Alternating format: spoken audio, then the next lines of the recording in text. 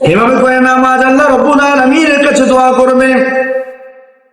দান সদকা যদি করে থাকে, সেই দান সদকা ওই দিন কবরের দিন, যেদিন কেউ থাকবে না আল্লাহ রাব্বুল আলামিন ছাড়া, নিজের ইবাদত বন্দেগী ছাড়া ওই দিন আপনার কেউ থাকবে না।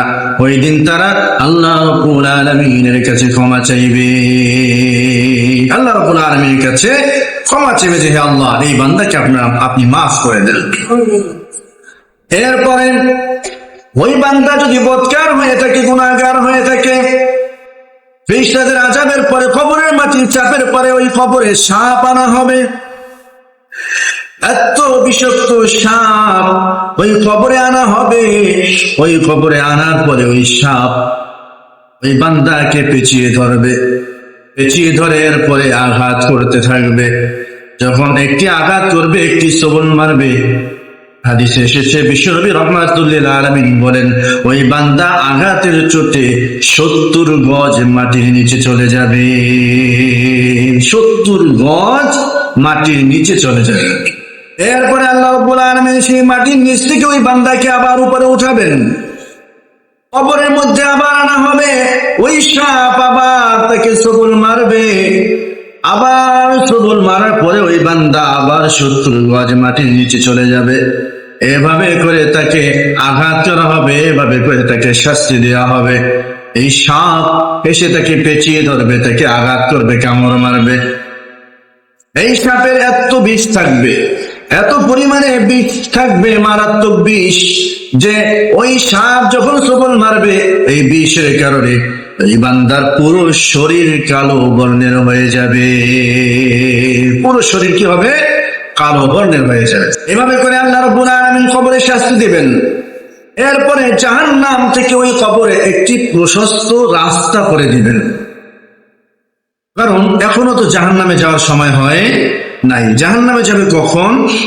কবর থেকে উঠবে, হাসর হবে, বিচার হবে, এরপরে জান্নাত জাহান্নাম ফয়সালা হবে। এরপরে সে জান্নাতে যাবে অথবা কই যাবে? জাহান্নামে যাবে। জাহান্নাম থেকে ওই কবরে প্রশস্ত রাস্তা করে দেওয়া হবে, যাতে জাহান্নাম থেকে গরম বাতাস ওই কবরে চলে আসে। এভাবে সে কিয়ামত পর্যন্ত সে শাস্তি ভোগ করতে থাকবে।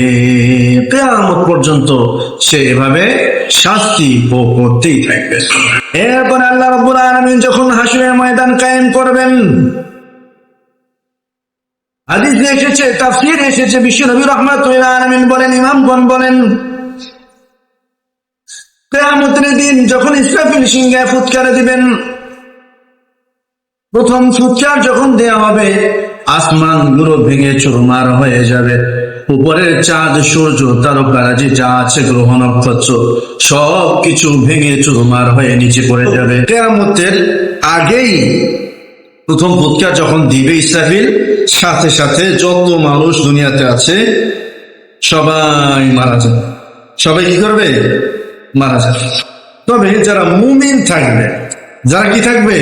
মুমিন, মুত্তাকি, মুসলিম, ঈমানদার থাকবে, তাদেরকে আল্লাহ কিয়ামতের আগেই মৃত্যু দিবে। বলে সুবহানাল্লাহ।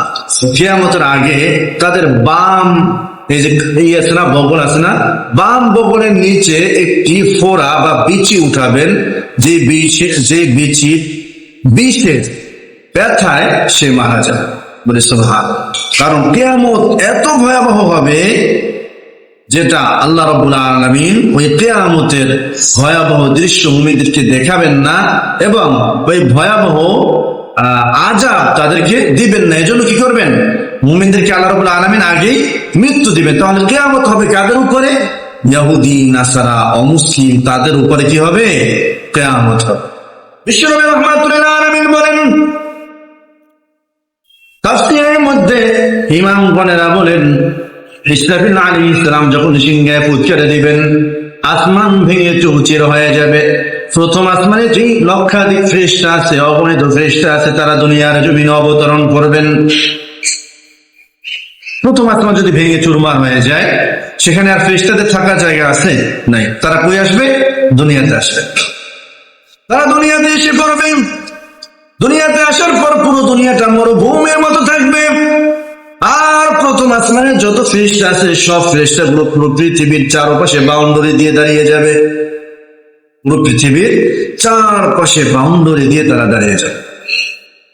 এভাবে করে দ্বিতীয় আসমান ফিরে চৌচির হয়ে যাবে।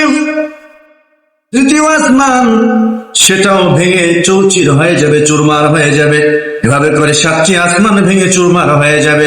সাতটি আসমানে যে ফেরেশতারা আছে, প্রত্যেক আসমানের ফেরেশতারা এসে পুরো পৃথিবীর চারপাশে বাউন্ডারি দিয়ে সাতটি কাতার হয়ে যাবে।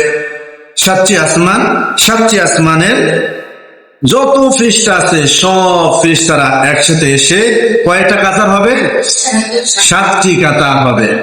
এবং তাদের হাতে লাঠি থাকবে। কি থাকবে? লাঠি থাকবে। কেমন লাঠি থাকবে? যারা রড বানায়, দেখছো না? রড বানানো দেখছো? রডটা যখন তাপ দেয় লাল বর্ণের হয়ে যায়, হয় না? লাল বর্ণের হয় না? তাফসীরে এসেছে ফেরেশতাদের হাতে এমন লাঠি থাকবে যে লাঠি গরম করা থাকবে এবং সেটা লোহার থাকবে, লাল বর্ণের থাকবে। এবং তারা সেই লাঠিগুলো হাতে নিয়ে তারা দাঁড়িয়ে থাকবে। কোন বান্দা যাতে এই দুনিয়া থেকে পালায়ন করতে না পারে। কোন বান্দা যাতে দুনিয়া থেকে, কবর থেকে সবাইকে উঠানো হবে না, আবার তো সবাই তখন জীবিত হবে। মানুষ কিয়ামতের ভয়াবহতা দেখে এখানে দৌড়াতে থাকবে, এদিক সেদিক দৌড়াবে, দিক বেদিক ছুটবে, কোথায় পালাবে।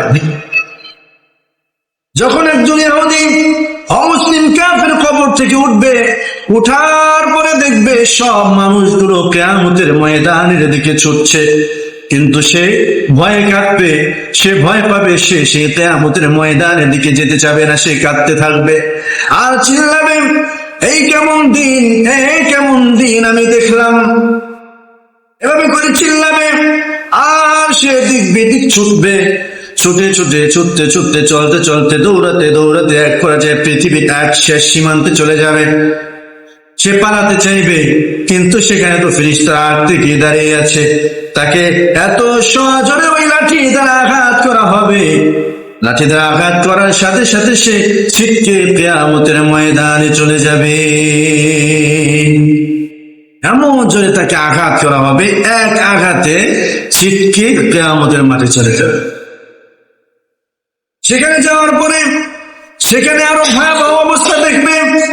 দেখার পরে ওই বান্দা ভয় পাবে, সেখান থেকে আবার সে চলে যেতে চাইবে, আবার দৌড়াতে অন্য প্রান্তে চলে যাবে, পালাতে চাইবে, কিন্তু সে পালাতে পারবে না। সেখানে দায়িত্বরত ফেরেশতারা তাকে আবার আঘাত করবে, আঘাত করার সাথে সাথে সে আবার ছিটকে কিয়ামতের মাঠে চলে আসবে। আবার কই আসবে? কিয়ামতের মাঠে চলে আসবে। এভাবে করে তাকে আঘাত করা হবে।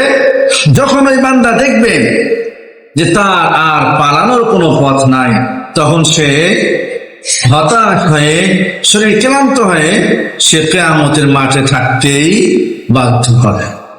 পুরো পৃথিবী আল্লাহ ঘিরে ফেলবেন, কোথাও পালানোর জায়গা নাই, কোথাও পালানোর জায়গা নাই, কোথাও কেউ কোনোদিন ওই সময় কোনোদিন কোনো সময় সে পালাতে পারবে না।